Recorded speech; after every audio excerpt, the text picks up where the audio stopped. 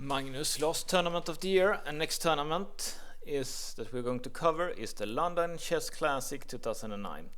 And this was special for Magnus for two reasons. One, that he defeated his rival Kramnik. So Kramnik won two tournaments this year and Magnus won two big tournaments this year. And actually Magnus won three if you count the Blitz. So, and it's also the first time that Magnus had over 2800, and he will never go below 2800 in rating, of course. So that means that, because I think he's higher rated than Kramnik, so he was by far the highest rated in the world now. He plays a tournament here. There are several noteworthy players here. One is David Howell, who's same age as Magnus and does fine here. 9 points is fine.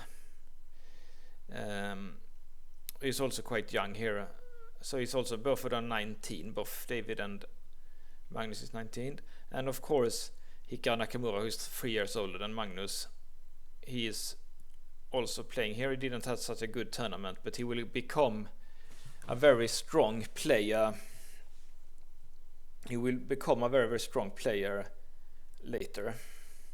So currently Nakamura is rated the second highest rated player in the world after Magnus, for example.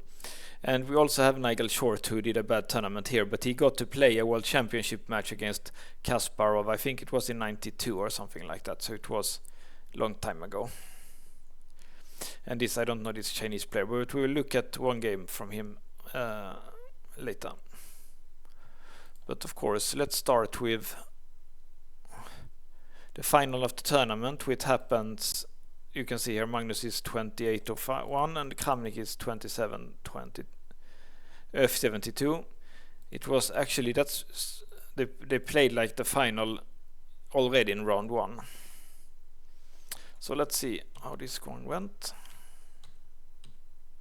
Magnus going for the English opening and Kramnik goes for the main line. This is like accelerated Sicilian. This accelerated Sicilian with colors reversed, and back at this time they always played knight b6, but modern engines has of course shown that you can play like this. Like there is just no tactics here. For example, take here, you can take here.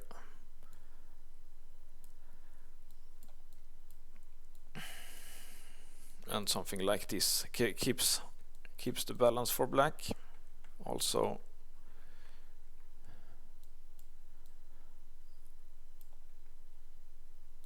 if it takes here, you can take here, take, and then you take here on f2 in between.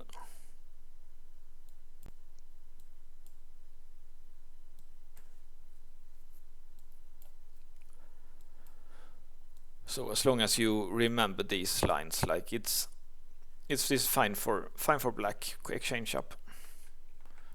So, but this at this time people thought this knight, there was just too much tricks with the 95, but they didn't have such kind of strong computers that I have now, so I can show you all the solutions here. So this is a little bit more of a passive setup for black against the accelerated dragon.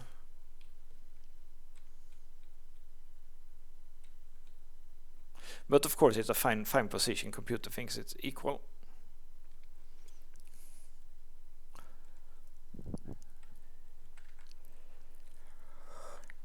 I think that's quite interesting that he removes the knight instead of taking here. I thought maybe something like takes, and maybe here or here. Something like this would be fine, but the computer doesn't think this is anything for white. So Magnus wants to keep more pieces. And the move here defends this pawn, of course.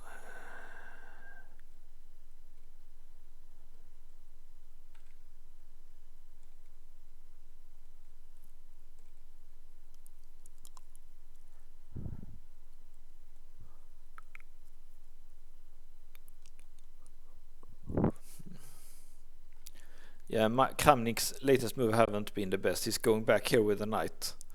But the problem is that now this is a threat, so he has to move the knight again. So he goes all the way back here. It defends this one, but it just doesn't look right to put the knight here.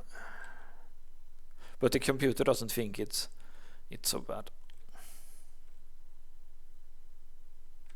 And because of these passive piece positions, Magnus is seizing the moment to open the position, but the computer doesn't like that very much. Thinks this is fine for black.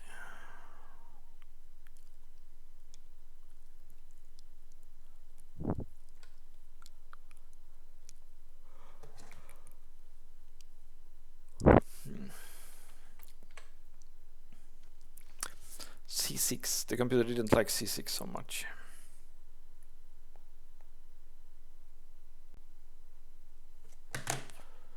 Yeah, maybe C6 is unnecessary. Let's see how it continues here.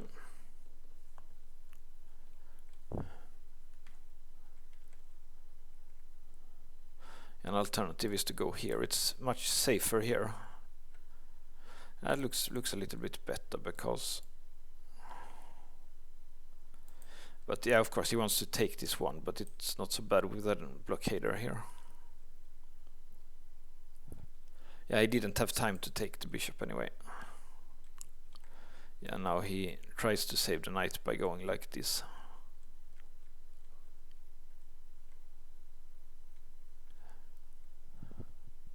Okay, this one is hanging.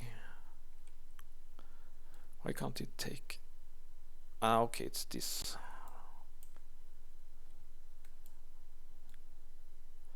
Maybe getting back the knight into play here was also a possibility. It also defends this pawn. What if it takes here then?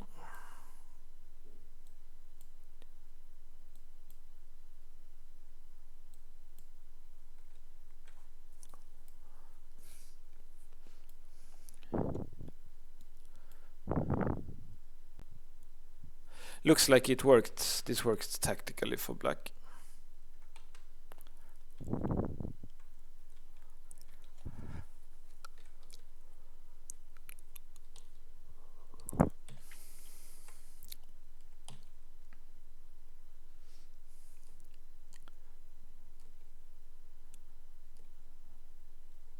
Okay, so that computer thought that was a mistake. Yeah, of course, white probably wants to play e4 anyway, so forcing white to play it doesn't look right.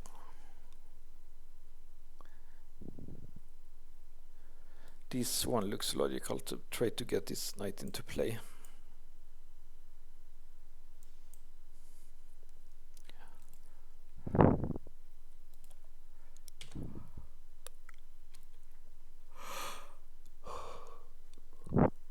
And I guess this is also wrong because he will just move the knight, and this is just wrong. So computer likes this one better.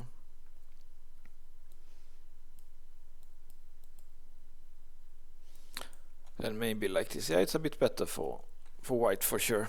Pawn up, better pieces.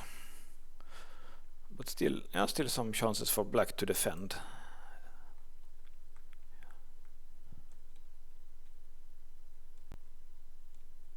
So that went very quick, just two not so careful moves, and the computer already thinks that Magnus is winning here. Obviously the point of this is to cover these squares, he can't trade queens here.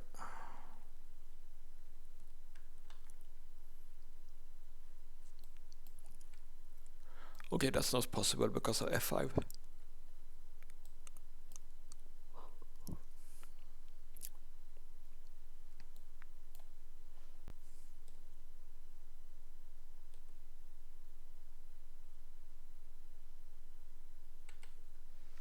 Interesting doing f5, but it's very far for black to get a knight here. That's just because he can't go like this. It's impossible to get to that outpost for black.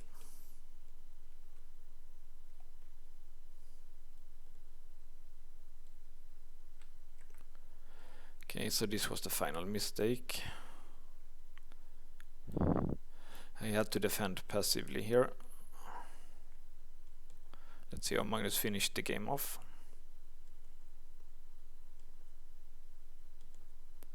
Okay, so this is just getting lost here because it's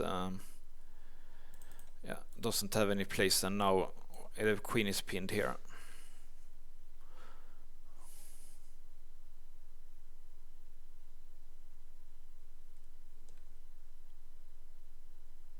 Yeah, black is completely pinned.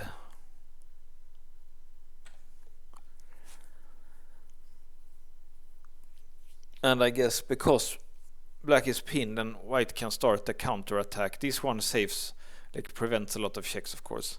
Then if it would be white's move, he could take here, check, king f8, maybe rook b8 and queen e6 and start his own attack. So Kramnik gave up and there is nothing here. Like,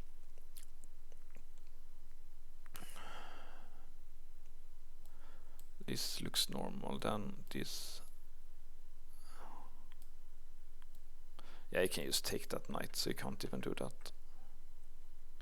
Yeah, it's just a positional outplay here by Magnus against Kramnik. Very nice game by Magnus.